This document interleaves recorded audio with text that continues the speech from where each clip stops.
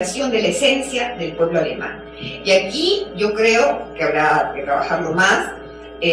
O sea, yo marco o pienso que es la Primera Guerra que define muchísimo de lo que va a suceder después, no solamente en Alemania, sino lo que va a provocar, digamos, esto del Tratado de Versalles y esta gran humillación al pueblo alemán, pero que esto viene ya desde antes, que habrá que verlo y leerlo desde Goethe, desde todo el grupo de Stefan Georg, etc. Pero bueno, ciertamente, más un autor, entre ellos el historiador Hobsbawm, considera la fecha de 1914 como un parteaguas en la historia de la sociedad occidental. El mapa geopolítico sufre una transformación radical. Y ahí está, por ejemplo, ¿no? Una parte importantísima, es la caída del Imperio Austrohúngaro, y con la recomposición de todos los Estados-nación.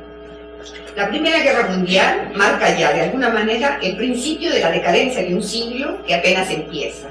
El horror del surgimiento de sociedades autoritarias que desembocará años después en plenos totalitarios. Aquí quisiera sugerirles solamente, además de Hobsbawm, un trabajo muy interesante del escritor Enzo Traverso, que se llama La violencia nazi, en donde hace toda una genealogía del surgimiento del nazismo y lo ubica en todas las luchas de colonización del siglo XIX.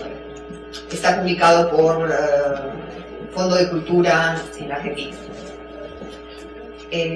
Catástrofe podría ser la palabra que resumiera la situación de Europa, en particular de Alemania, en ese tiempo, ¿no? Sin embargo, la suerte de esta crisis, que marca la posguerra alemana, no está echada. Los dados están en el aire, aunque Heidegger, y cito El Zorro, que es un texto que el propio Julio me dijo que Hannah Arendt lo criticaba despiadadamente, yo creo que lo trata muy bien. O sea, es el único texto en donde lo critica, pero realmente es y cito este texto, que es un texto brevísimo de una página. Dice: en su espeluznante ignorancia acerca de las trampas, esto es Hannah Arendt, y no trampas, y dada su increíble familiaridad con las trampas, vio él, Heidegger, en un pensamiento enteramente nuevo e inaudito entre zorros. Se construyó como madriguera una trampa, se aposentó en ella y se las dio de que su trampa era una madriguera normal. Y esto no por astucia, sino porque siempre había tomado las trampas de los demás por sus madrigueras.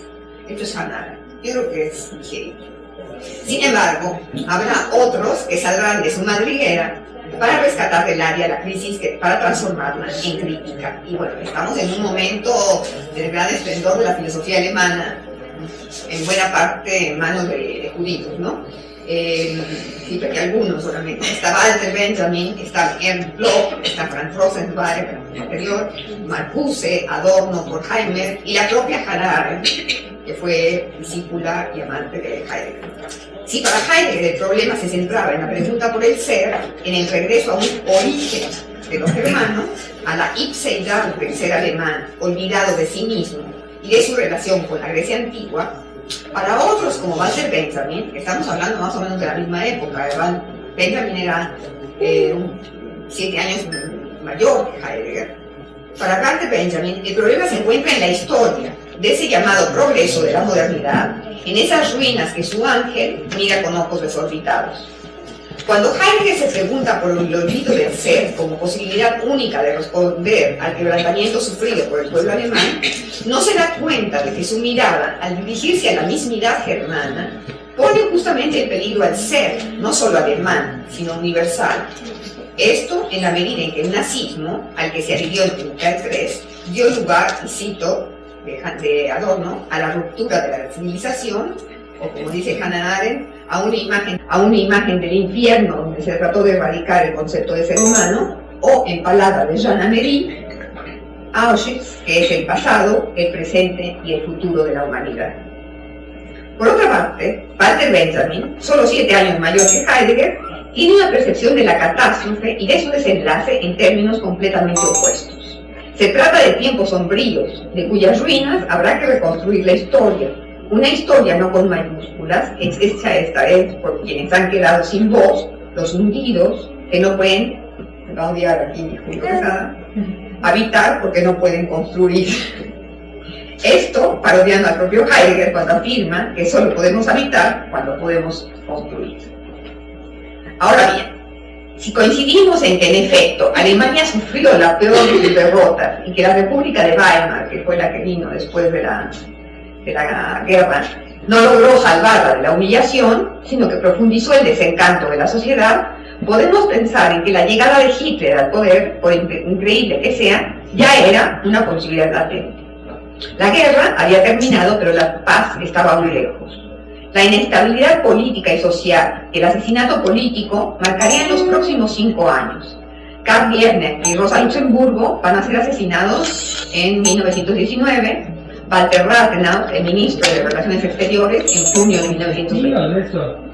El desempleo que convierte en la República de Weimar en protagonista central de la historia, junto con la crisis financiera e inflacionaria. Los desempleados sobrepasan la cifra de 2,5 millones en el invierno del 23-24.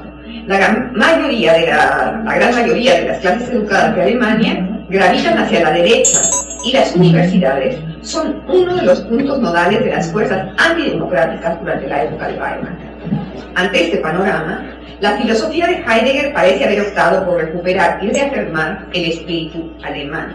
Y aquí quisiera leer algo del rectorado, su discurso del rectorado de Heidegger en el 33, cuando despiden a Husserl, que ha sido el maestro de Heidegger por ser judío, y Heidegger toma su lugar. La autoafirmación de la universidad alemana es la voluntad originaria, común de su esencia.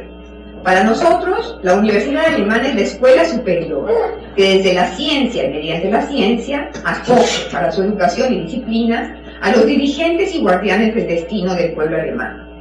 La voluntad de la esencia de la universidad alemana es voluntad de ciencia en el sentido de aceptar, otra vez, la misión espiritual histórica del pueblo alemán, pueblo que se conoce a sí mismo en su estado.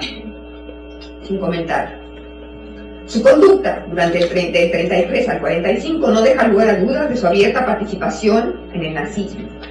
Y sin embargo, es posible establecer un vínculo directo entre su pensamiento y la doctrina nazi. En términos generales, todo acto de pensar, un poco lo que decía Eugenio, implica en sí mismo una posición ética y política. Toda escritura es ya una toma de partido, y por lo tanto resulta difícil disociar la obra de su autor y su contexto, como lo intentó durante mucho tiempo el estructuralismo.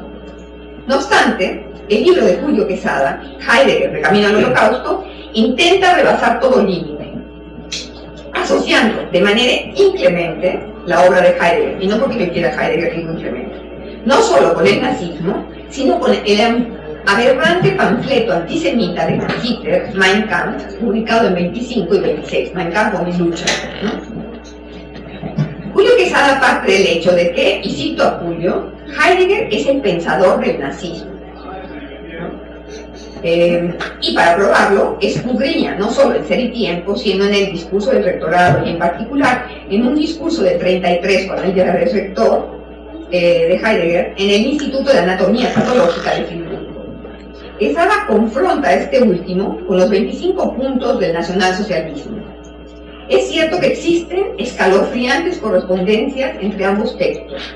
Por ejemplo, escribe Heidegger: cada pueblo lleva su primera garantía de autenticidad y de grandeza en su sangre, en su tierra y en su crecimiento físico. Uno puede asociarlo directamente con el nacionalsocialismo. O dice, nuestra más